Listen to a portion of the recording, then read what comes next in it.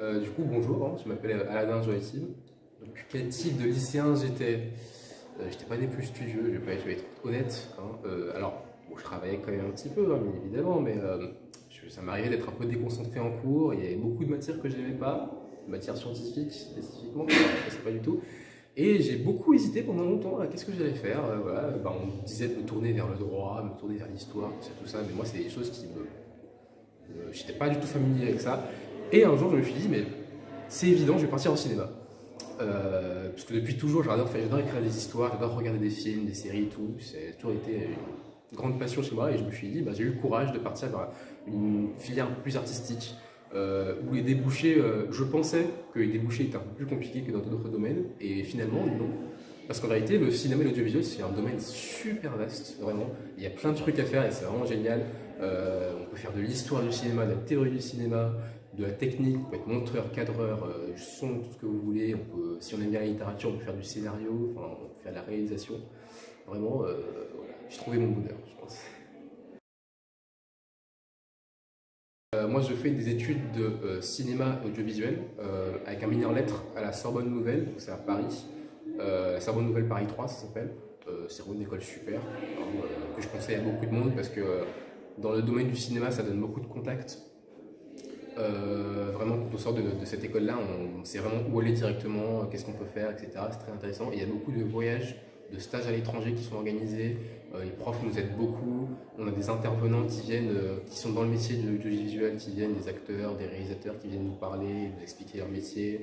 Et vraiment, on nous forme et on nous aide à rentrer dans le domaine du cinéma, qui est un domaine passionnant et qui est un domaine assez méconnu finalement, parce que les gens... en fait, c'est un domaine qu'on pense connaître, mais en vérité, c'est beaucoup plus vaste et beaucoup plus complexe que ce qu'on pense. Et il y a beaucoup de choses à faire. Et donc voilà. Qu'est-ce qui change par rapport au lycée? Déjà, il y a la liberté. Moi, je suis en licence. Donc, déjà, on est des adultes, même si je ne me sens pas spécialement comme un adulte encore, mais on nous considère comme des adultes. Donc, on est très libre dans ce qu'on peut faire, vraiment dans les cours auxquels on va, les heures auxquelles on arrive, etc. On est très, très libre. Et il faut faire attention à ne pas tomber en piège, comme moi au début, de se dire que j'ai pas beaucoup de cours. Donc, je vais me lâcher un peu. C'était une très mauvaise idée. Je me suis rattrapé, heureusement. Je me suis remis dans le bain. Voilà, tout va bien. Ce qui change aussi, c'est la manière dont les profs communiquent avec nous. On a beaucoup plus l'impression que c'est une discussion plutôt qu'un cours. Vraiment, ils nous écoutent, ils nous prennent en compte nos avis, ils discutent avec nous, ils débattent avec nous. Et ça, c'est super intéressant. Et ce qui change aussi également, c'est la responsabilité. Voilà, comme on est tout seul, qu'il n'y a plus personne pour nous dire de faire ci, faire ça, ça nous fait grandir, ça nous fait devenir plus mature.